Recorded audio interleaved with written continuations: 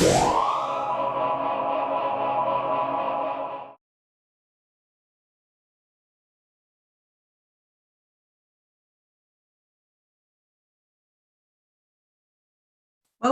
hello everyone. Thank you for joining us for the second session of our Frailty seminar series. For those who are attending for the first time, I will start with a brief introduction. My name is Olga Theou. I'm a Frailty researcher based in Canada, and I'm a member of the organizing committee for this Frailty seminar series. I'll be the moderator for today's session. To introduce the other members of the organizing committee, we have Dr. Jorge Ruiz from Miami in US, Dr. Carmen Castillo-Calego from Toledo in Spain, Dr. Gustavo Duke from Melbourne in Australia, Dr. Sara Espinoza from San Antonio in US, and Dr. Tanya Tello from Lima in Peru. The purpose of these seminars is to exchange evidence-based practices and research advances about all aspects of frailty. Our seminars are open to healthcare professionals, researchers, students, and policymakers within geriatric medicine, but also outside geriatric medicine. There are monthly sessions, and you can join them online every second Wednesday of the month at 12 p.m. Eastern Time. But please register ahead of time prior to the sessions, and you can register for all the sessions at once. All attendants can receive a certificate of attendance, and for those eligible, they can also receive CME credits. Last month, we had our first session, and our first speaker was Dr. John Marley for a September session. Today, I have a great privilege to present you a world-class panel that will present about the topic about whether and how we can include frailty as an outcome in clinical trials. We will hear from three giants of frailty research: Dr. Matteo Cesari, Dr. Kenneth Rockwood, and Dr. Jeremy Walston. And I can speak for hours about the achievement of these three speakers, but in order to not take too much time from their presentation, I will only provide a brief introduction about our three speakers, who are all active geriatricians and leading authorities on frailty. Our first speaker will be Dr. Cesari, who is an associate professor of geriatrics at the University of Milan and director of the geriatric unit at the Scientific Institute of Mount Gary. He's the editor-in-chief of the Journal of Frailty and Aging. Dr. Cesari actively collaborates with the World Health Organization on the themes of healthy aging and integrated care for older person.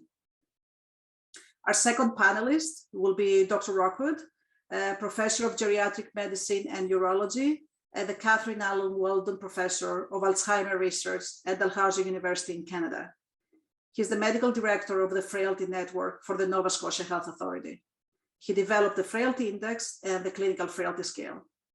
And our third panelist, Dr. Jeremy Walston, is the Raymond and Anna Lublin Professor of Geriatric Medicine at Johns Hopkins and the principal investigator of the Johns Hopkins Older Americans Independence Center.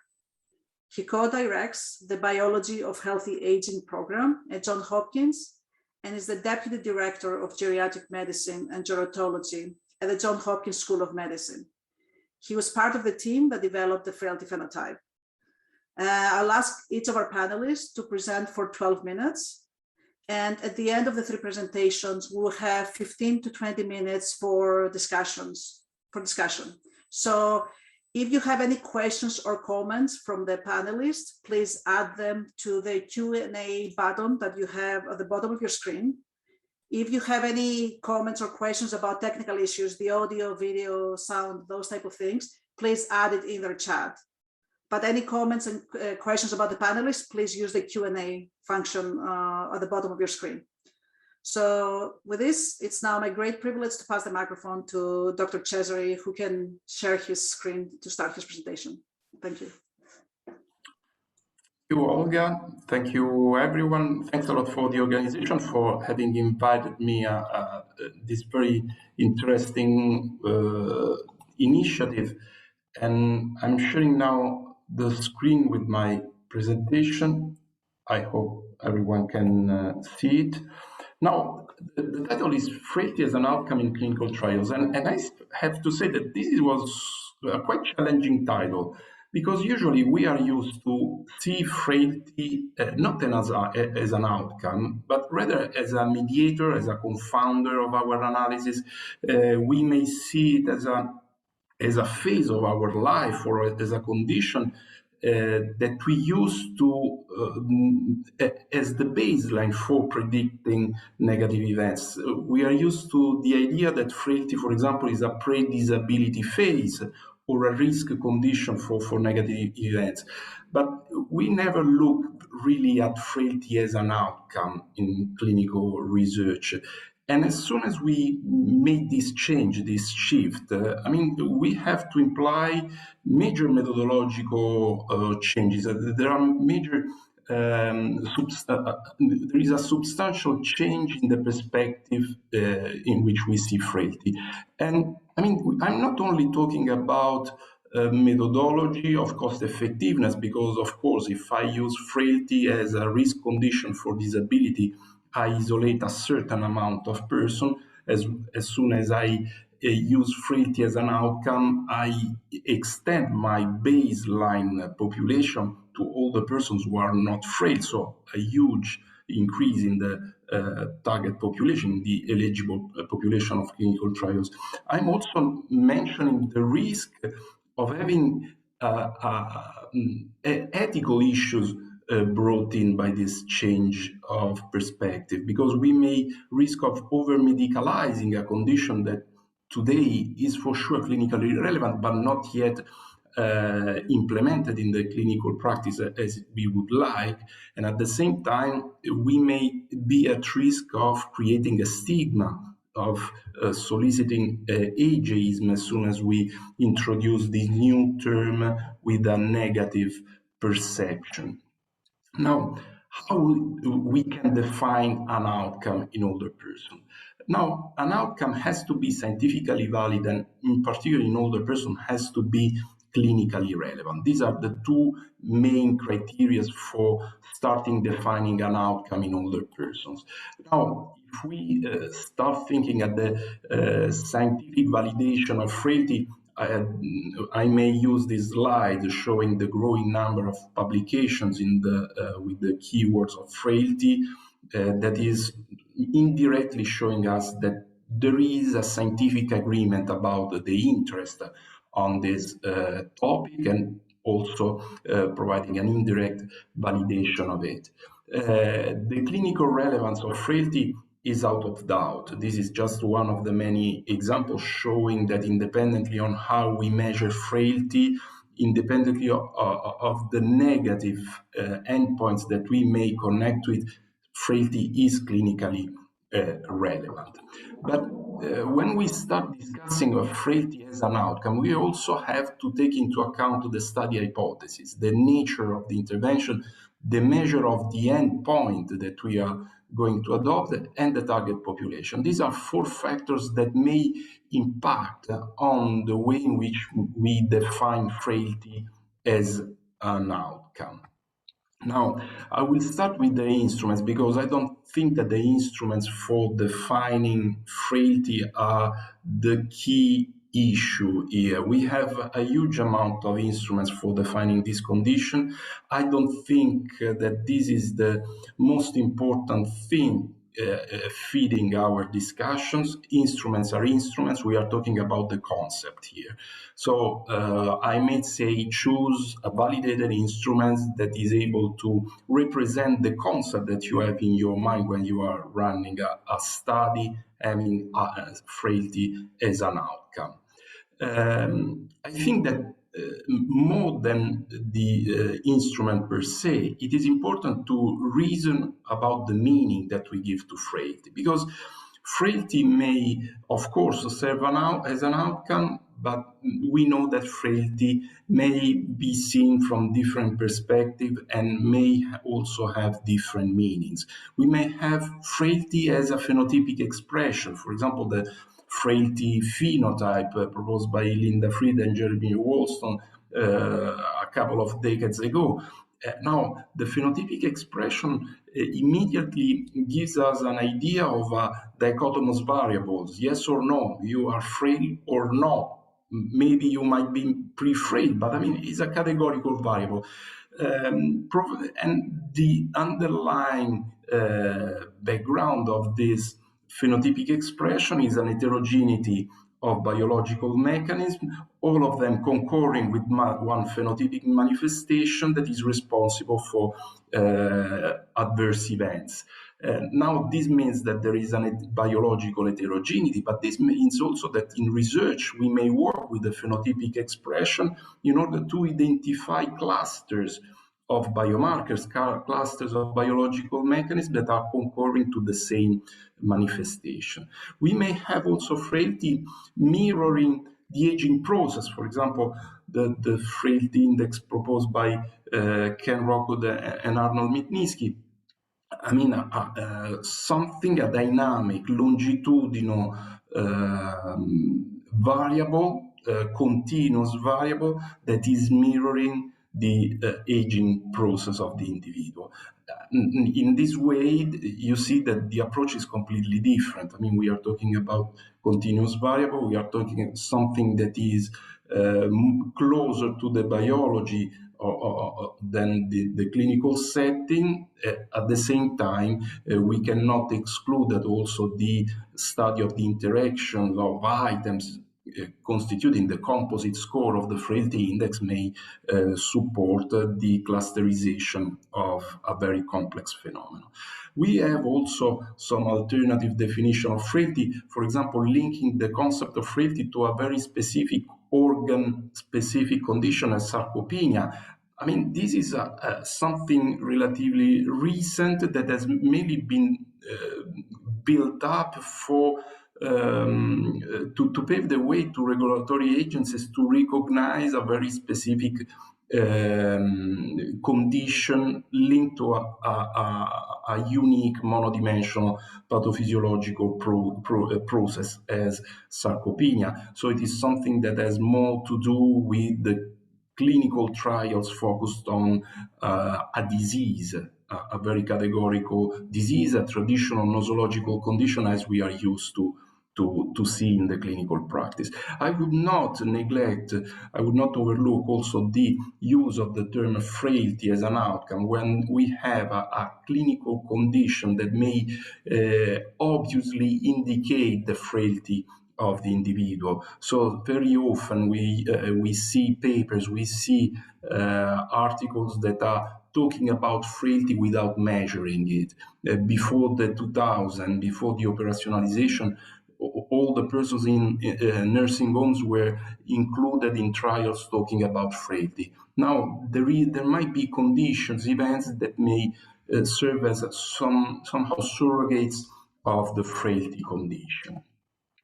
Now, the outcome might be dichotomous or continuous variable. There are pros and cons in both directions.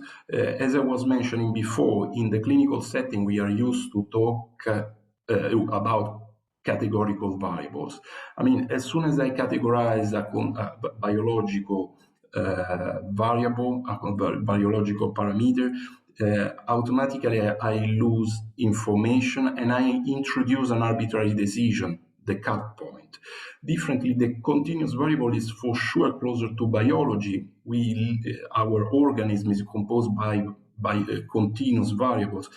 On the other hand, the use of continuous variable is more challenging in the clinical practice, may be harder to introduce in the clinical setting, and also there might be a problem in defining the clinical relevance of a change in a continuous variable. Also because we have to take into account that there might not be a linear relationship between the continuous variable we have in front of us and the outcome.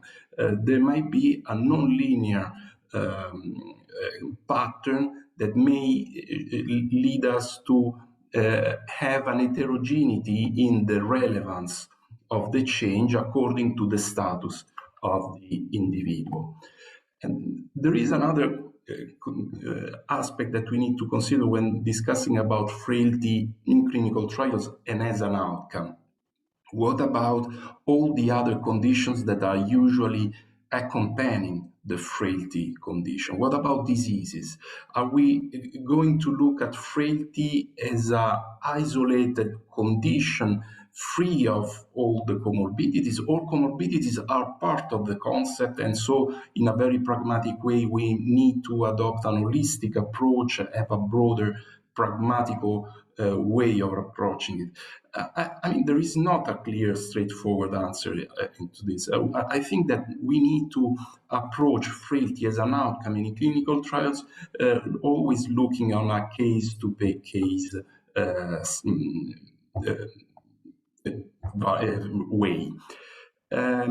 I'm closing with a couple of slides, also reporting some articles that should alert us about the risk of going into the use of frailty as an outcome. This is an editorial that has been published 3 years ago in Annals of Internal Medicine, where the authors, in a very strong way, are suggesting to not consider frailty ready to serve as an outcome. And mainly the problem there was that there are still so many uncertainties about the mechanism behind the frailty manifestation that may require clarification before frailty is accepted as an outcome. If we do not go into a better understanding of the biological background of frailty, and we are not able to identify some key mechanism, it is risky to use frailty as an outcome. And at the same time, I want also to discourage the use of frailty as a surrogate outcome in clinical trials. A surrogate of what?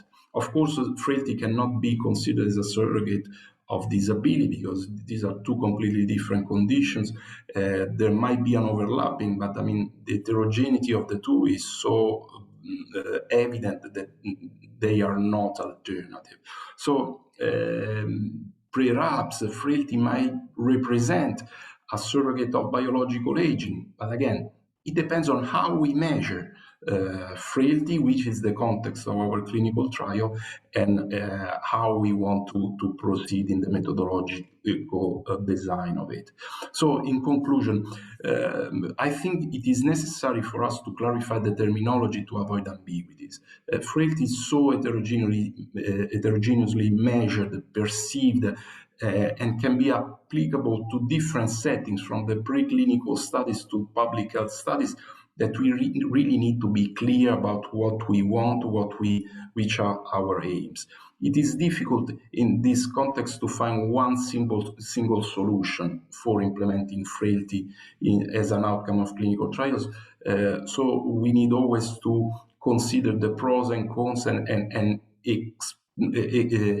explore all the possibilities that we have in front of us, taking into account the ethical and cost-effectiveness issues related to our choices, especially when in the implementation of our study results to the large scale.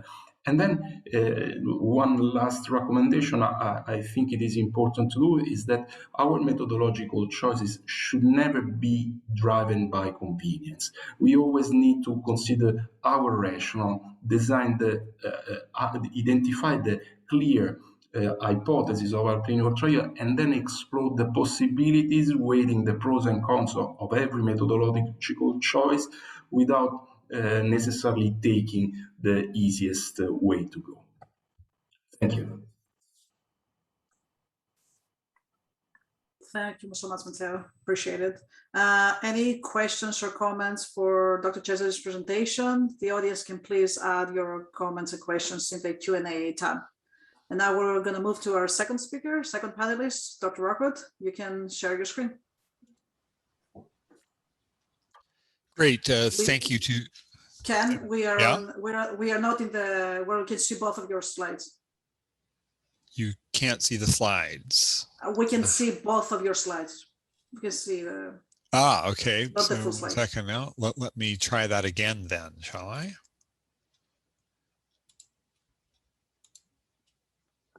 How about that? Perfect. Thank you. Sorry. Technology, not my strength. So thank you to the organizers for being able to speak today on measuring frailty in clinical trials. I purposely broadened the topic just a little. Got a couple of disclosures. We've talked about the clinical frailty scale a little bit, and the frailty index a little bit. I've asserted copyright for various things. That's to make them freely available, without which people try and sell them to you. I also co-founded a company that focuses on individualized outcome measurement, which I will talk about, though we've never done work in frailty. So against that background, here's what I want to talk about. Number one, distinguish two roles for measuring frailty in clinical trials, and then consider how each role might require different enrollment criteria and measures. That may be a good or a bad thing, but also suggest that we, particularly at the beginning of the geroscience era, not walk away from the complexity of frailty, and we instead try and find means of capturing it. So across the life course, deficits accumulate in various patterns in mice, which is, after all, real science. And so you can see in biologically very similar mice, they're genetically homogeneous, they're raised under very similar conditions. Some things grumble along like tumors, which increase over time. Some things have very little impact, and suddenly there's a big jump and there's a plateau, and some things increase across the life course. But it's not just in mice, it happens in people too. And so the way we consider all of this complexity is to imagine that the first thing we can do is look at the degree of frailty, the average extent to which people or mice have deficits. We can do that by calculating the number of deficits that people have or mice have, divide by the number that we counted. And that will give us a frailty index, which behaves fairly characteristically across the life course, giving us insights into how frailty arises and showing its relationship with aging. And that's important as we consider the diseases of aging, but it's also important because the degree to which we see frailty it will be reflected at molecular and cellular levels. So here I'm summarizing a whole lot of data, the reviews in Nature Aging, in which at the level of molecular and cellular events in the heart, scaling right up to echocardiographic parameters, you can see that there's a lot of heterogeneity in heart function in the adults and also in the mice that are aged, and that this overlap actually reflects the degree of frailty of the mice that are involved, giving us some strong biological support for why we may want to take this into account. So now, when we're looking at frailty measurement in trials, why? Well, we've heard some discussion about it as the primary outcome. There's also its role as a risk-finding or stratifying variable, and as a generalizability check. And with respect to it being risk stratifying, that also allows us some ability to look at as an outcome in that context. And this is important because at the moment, it's the fashion, it's the pharma imperative to exclude as many frail older adults as they can from clinical trials, even though that's the market they're going to try and sell to. And that's a perverse way that we've organized trials right now. So if we could imagine regulatory reform that could allow us to embrace the full spectrum of older adults who are likely to use the drugs, we would intuitively, instinctively add disability and phenotype measures and other CGA items to those trials. And that would allow us to understand the impact on frailty in a fairly robust and nonpartisan way. And that's what I'm going to argue for. Now, the coolest of the cool kids in medicine must be the cardiologists. And even the cardiologists have gotten onto the notion that understanding the degree of frailty or the extent of deficit accumulation is important in the studies they do because of the strong relationship between the degree of deficit accumulation and mortality. But what really has caught their attention is that when they themselves have looked at it, more than the traditional cardiovascular risk factors, cardiovascular adverse outcome risk is related to the degree of frailty. And of course, the full account of this is enhanced by taking into account both the degree of frailty and the traditional risk factors. But the traditional risk factors are not as potent as the degree of frailty in terms of understanding mortality risk. And this is the cardiologist moving into a body of work that goes back to 2014, making much the same claim. So we're showing that this is a relevant and non-arbitrary consideration. In fact, it becomes relevant and non-arbitrary to exclude that from consideration of diseases of aging. So if we turn our attention now to the second proposition, which is measuring frailty as an outcome. So there are characteristics of good measures. They have to be valid and reliable. I guess under the rubric of validity, consider biological mechanisms. Again, I think the neuroscience agenda is going to make a lot of the prior critique of looking for the single mechanism somewhat obsolete. The other thing is that, of course, they must be feasible. And something that doesn't make its way as much in the psychometric way of thinking about this is the measures need to be relevant and non-arbitrary. And over against what we've heard arguing against a continuous measure in terms of the clinical relevance, I'm going to argue for it. And another thing that I think we need to do, we need to pay attention. No one's treated frailty before. We don't know what it's going to look like.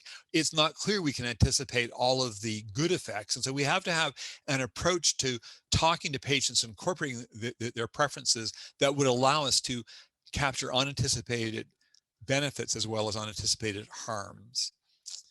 So against that background, let's look at a couple of trials that have used both the frailty index and the frailty phenotype, or have been done in that way. So there was this prebiotic formulation that initially was meant to study the degree of, so it was studied the impact of this on frailty. Using the frailty phenotype, they didn't find a significant result. The data were reanalyzed a couple years later. With the frailty index, it's like a golf score, higher scores are worse. It crept up a little bit in the placebo group, but you can clearly see that it declined in the prebiotic group. And look at this, the placebo group, all the frailty groups increase, whereas in the prebiotic group, the biggest impact was seen on the frailer patients. So there was a merit to studying there and merit to not excluding the frailer patients.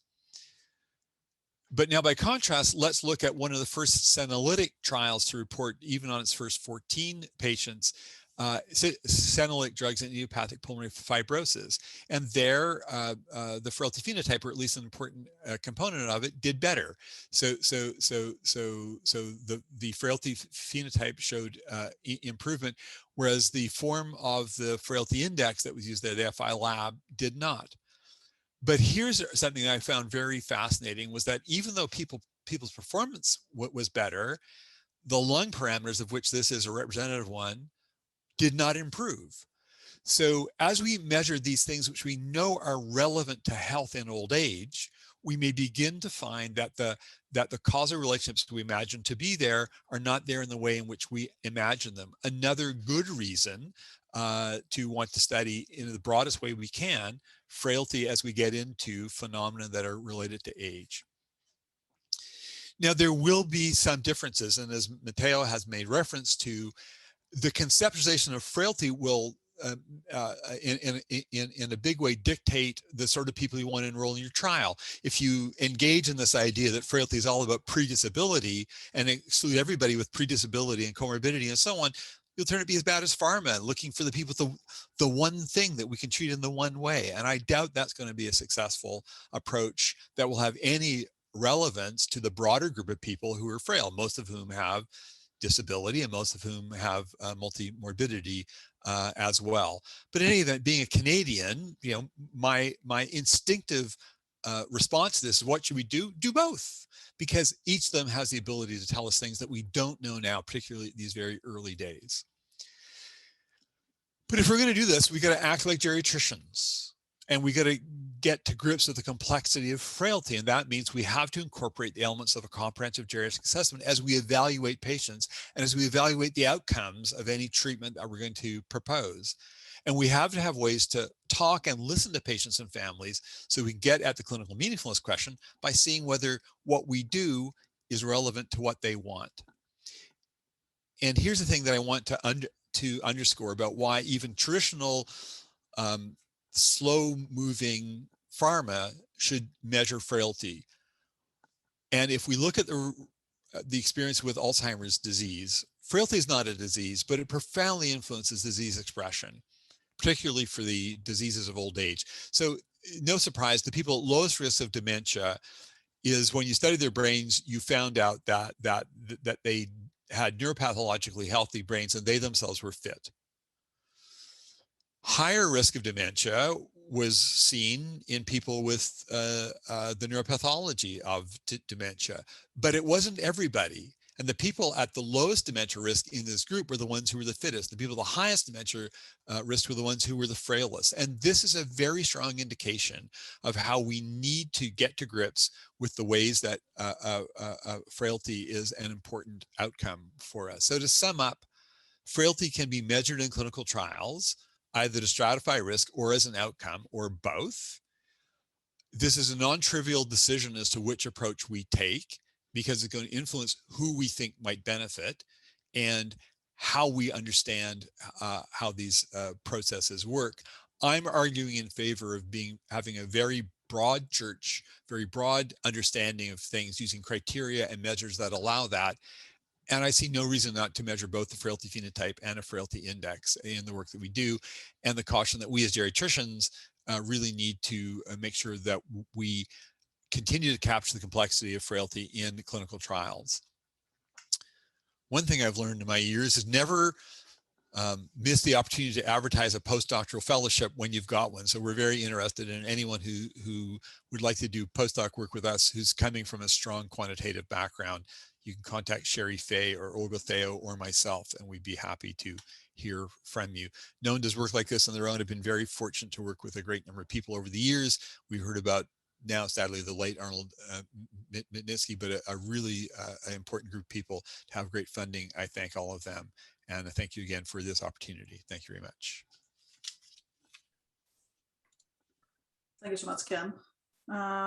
We can now move to our third panelist, Dr. Walston. You can share your screen. Thank you.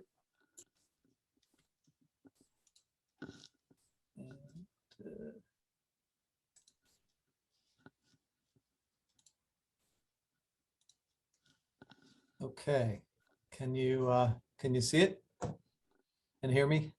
Yes, we hear you. Okay. Ken, can you please mute your audio, please? Perfect. Thank you so much. Okay, unfortunately, I'm trying to find my screen here.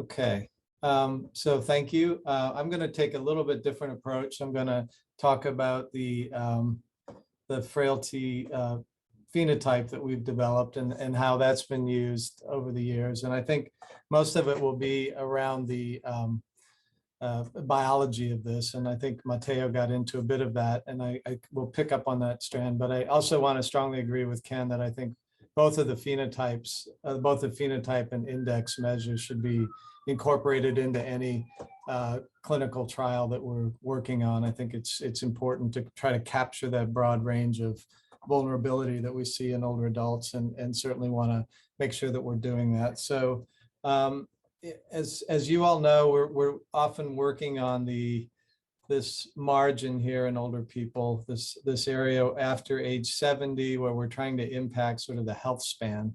Lots of work in the biology over the last few years of trying to figure out what it is, what happens to people biologically over the age of 60, 65 that really starts impacting their function, their cognition, and their level of frailty and collection of comorbidities.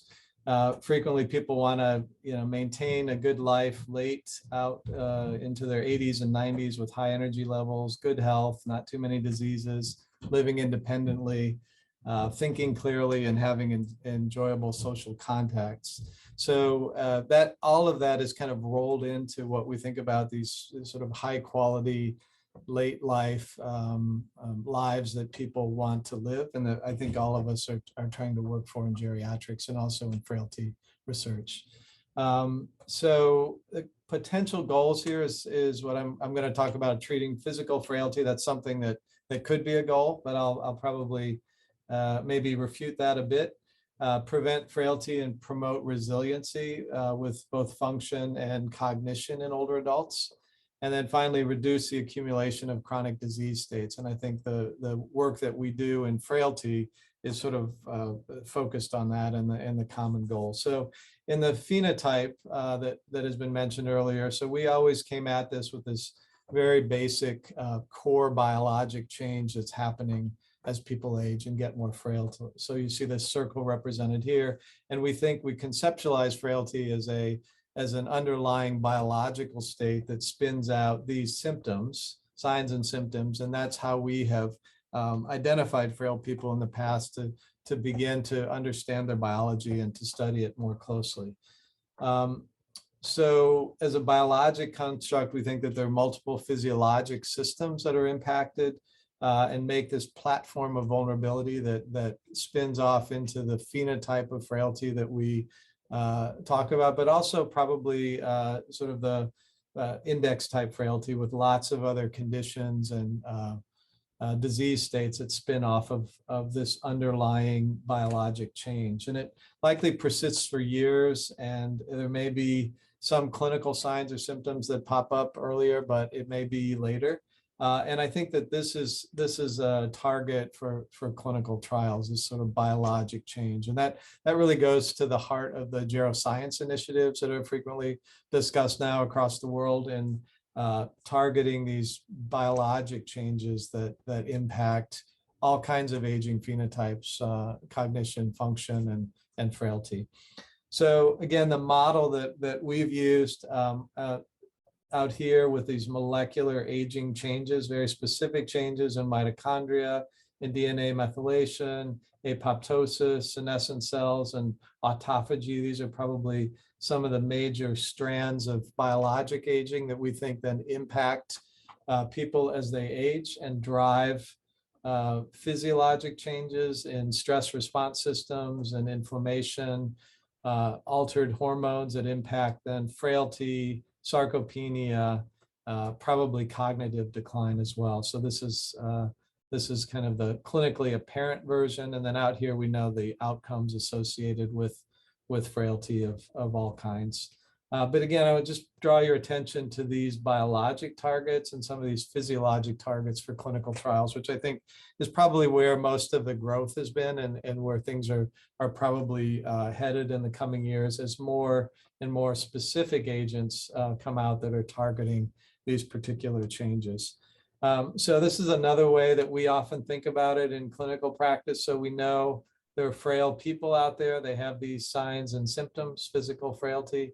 We often see these lab measurements that change, sort of low-grade anemia, low cholesterol and albumin, increased clotting factors. So these aren't necessarily diagnostic of frailty, but certainly kind of are things that we see in clinical practice and think, well, wonder what's causing those.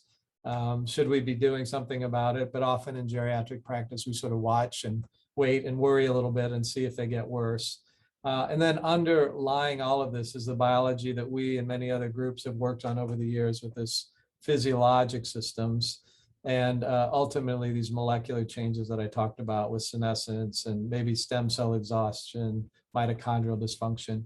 So as we think about it and we think about clinical trials, I think our group has often sort of advocate targeting specific changes here in the deep biology, which we hope will then impact these outcomes, perhaps in the aggregate, something called frailty, but often sort of more in the functional and cognitive decline area is some of the targets. So again, targeting these biologic changes to get at improvements here, or probably more likely prevention of decline in these measures. So potential approaches that we've talked about impacting individual components of the frailty phenotype to see if existing frailty can be modified. That's been done in a couple of occasions. And I didn't put the reference on here, but a very good Australian study targeted things like grip strength and walking speed and showed improvements in those parameters, but ultimately didn't impact mortality or long-term function, and people tended to slip back towards full-blown frailty. Studying the impact of clinical trial in pre-frail human subjects to slow progression or prevent adverse outcomes. I think many people have recruited from a pre-frail pool in clinical studies and clinical trials, because those are the individuals that people think can probably see some improvement and potentially prevent them from progressing into worse frailty or worse disability or worse cognitive decline over time. So that might be a good way to think about it. This pre-frail pool, or people with lower levels of frailty may be able to be screened for a number of different parameters that would then get them into clinical trials. And we've used that approach in some small scale studies of inflammation and other biological things that we think are biological underpinnings of physical frailty. And then so here again, I bring this point of targeting the known biological underpinnings to determine if it slows or prevents frailty. So again, not thinking of frailty as this the primary outcome here, but as an outcome along with maybe the index type frailty or many other geriatric specific outcomes that are relevant to our patients. So individual components of physical frailty, it might be too late actually to target people with 3, 4, or 5 of the frailty physical frailty phenotype components.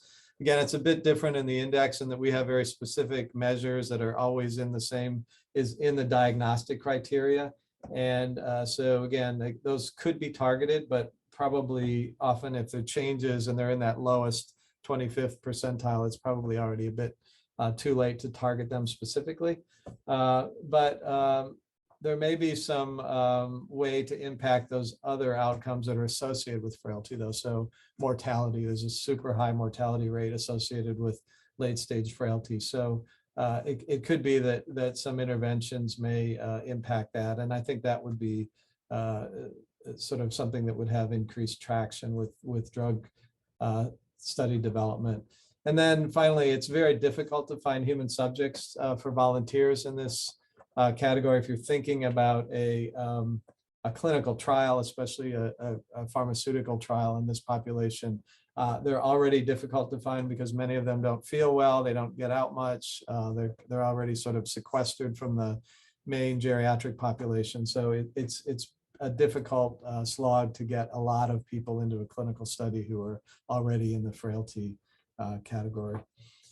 So targeting the pre-frail group, again, this thought of slowing trajectory towards frailty could be important and effective in this population.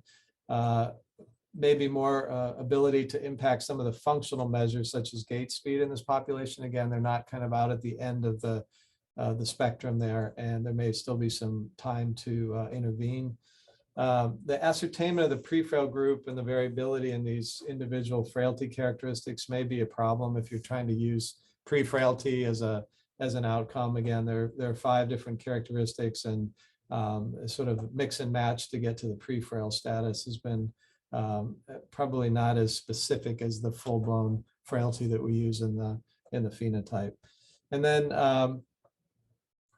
the study impact of clinical trial in the pre-frail human subjects to slow progression or prevent adverse outcomes. Again, I think that sort of prevention piece is something that should be considered.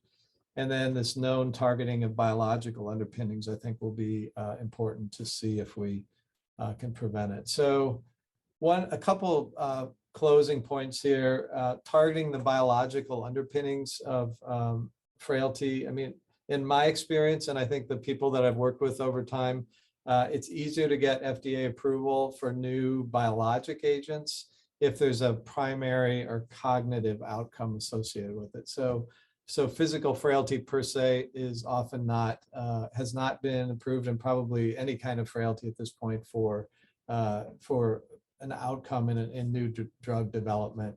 It's certainly a great secondary outcome, and it could potentially be a primary outcome down the road, but I think the specificity at this point probably hasn't gotten through the FDA and moved along in that vein.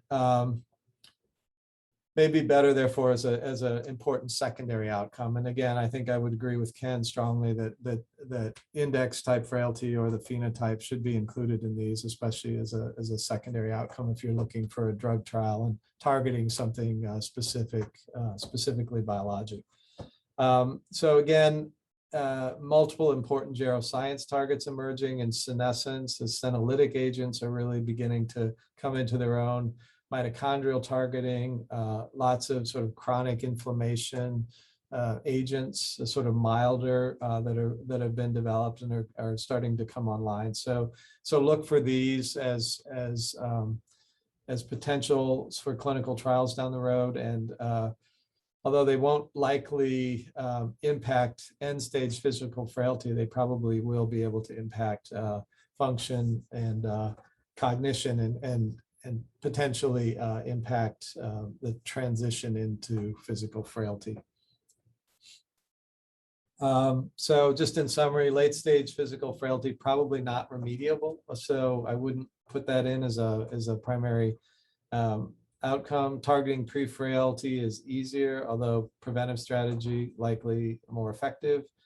Some pre-frailty measurement difficulties remain. So again, maybe how we have used this approach in clinical trials and clinical study development is to use a big pool of pre-frail individuals and then have some other screening mechanism like high levels of IL-6 or TNF-alpha receptor 1 as a way to find them, or to find people who have a slower 6-minute walk speed or something that we can we can bring them in from that bigger pool. And then the biologic targets, I think these geroscience initiatives are really beginning to roll out, and will probably ultimately have primary outcome targets of function or cognition. But again, the prevention of the progression of frailty of any type, I think, will be important in this. So just stay tuned for that, and make sure that you include some frailty measures in your clinical studies. This is a work of probably dozens and hundreds of people, but the primary supporter has been the NIH for our Older Americans Independent Center over time. So thank you. Thank you so much, Jeremy. And thank all our 3 panelists for 3 great presentations and very inspiring and provoking a lot of thinking. I'll ask all our 3 panelists now to turn on their cameras so we can start responding to our questions from our audience. The audience can please add your questions to the Q&A function at the bottom of your screen. So I'll start with the first question. First, thank you all, fantastic idea. My question is, how about to measure biomarkers along with measuring frailty clinically? I cannot agree more with Dr. Rockwood about measuring both conceptions clinically, but how about biomarkers? It's hard. Thanks again. Thanks for that comment. I think that I would take the same approach to biomarkers as I would to frailty overall. It's not just one thing. So please God, we will not follow the Alzheimer crowd down their Alzheimer hole and fighting about which biomarker it is. In my view, on its face, it can't be just one. It's got to be a bunch of things. And if that's the case for dementia, then all the more so for frailty. So I expect we would need to look at groups of them. Now, people might say, yeah, but what's the mechanism? Like what's the thing? And what I'm saying to you is it's not the thing. There will be a bunch of things. It's likely that there will be sort of something that's predominantly inflammatory and something that's predominantly not. But it's hard to imagine that in any useful way that we would look at people with any significant amount of frailty, we'd find just one thing wrong. And for me, the most persuasive argument for that is this work on dementia and frailty, where you know, when I was a boy in the 1980s, it was the law that you could only diagnose Alzheimer's disease definitively at autopsy, and we ever since there's been community-based autopsy studies, we know that that's not true.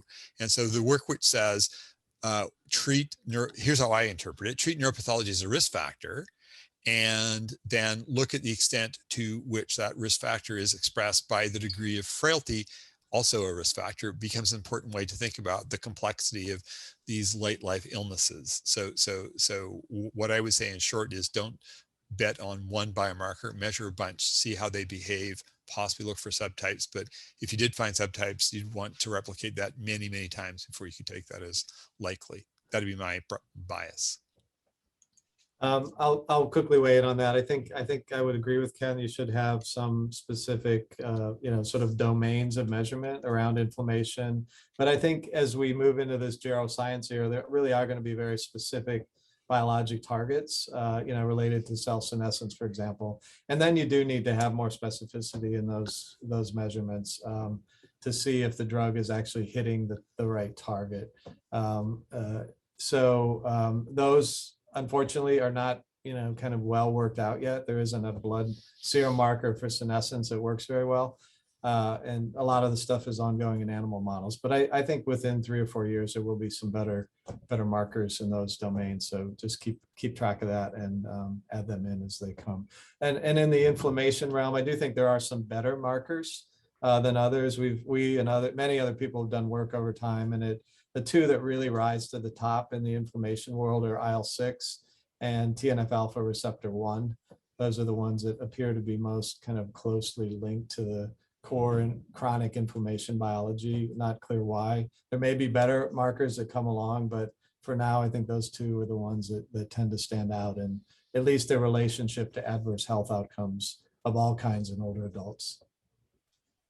Well, you know, I think personally that, I mean, we should avoid to be very categorical, and we are in a process. I mean, what we are exploring today is based on our knowledge that we have gained from the past years, and we are in continuous evolution. Now, if in the clinical setting we accept the heterogeneity of the patient, of the frail person, and we adopt an holistic approach based on the comprehensive geriatric assessment, I think that the same cautious approach, multidimensional approach, has to be applied when we are dealing with the biological mechanism of the frailty concept. So, as Ken was saying, and you, Jeremy, I think we need to be very wide in the way in which we approach to the mechanism, and try to be complementary with the choice of the instruments that, to me, remain instruments, trying to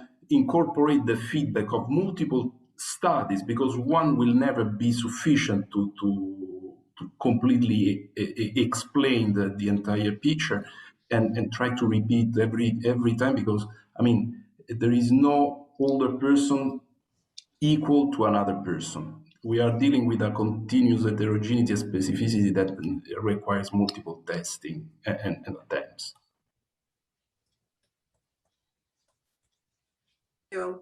Moving to the next question, I think to Dr. Walston. I would like to know, taking into account the observation about the potential of applying both frailty index and frailty phenotype in clinical trials, is there a cutoff value of Barthel index or ADL measures to not apply the frailty phenotype? Let me see. Can I see that question? It's under the Q&A. But I think basically they're asking if they should put a cut point for level of function before applying the frailty phenotype. I see, cut point. Yeah, I honestly am not sure about that. I don't know. Do you guys have any, Matteo or Ken, do you have a thought about that? Cutoff value of Barthel index or ADL measures to not apply to the frailty phenotype?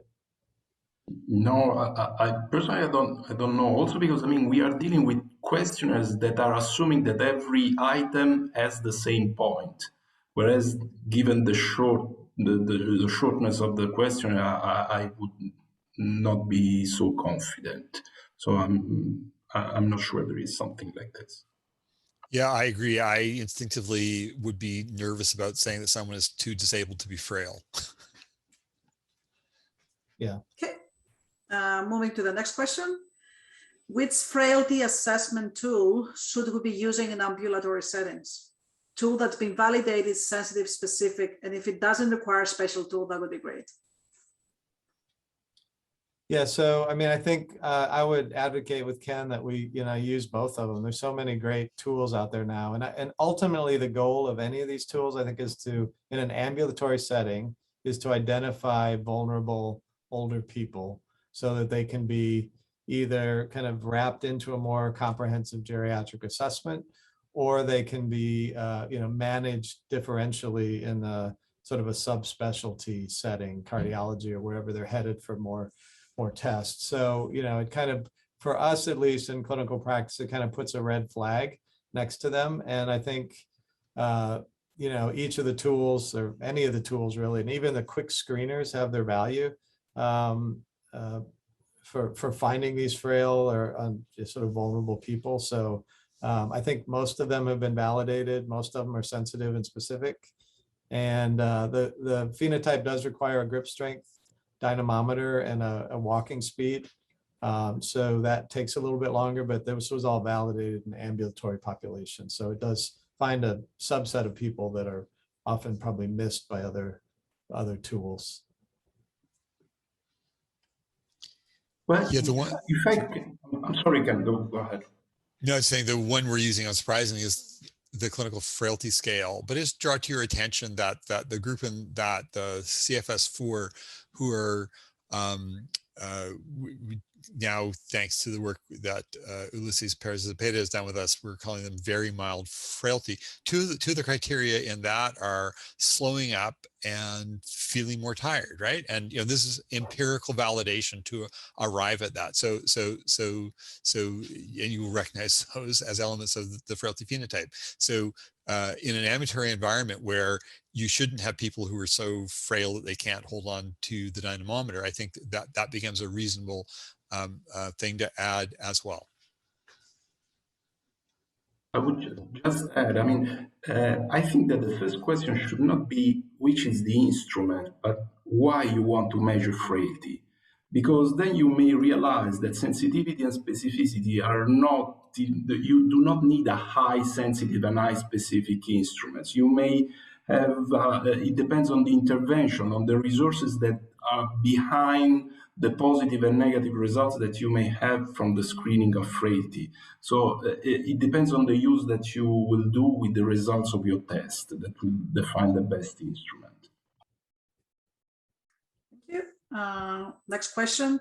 Are frailty and resilience complementary but distinct contrasts?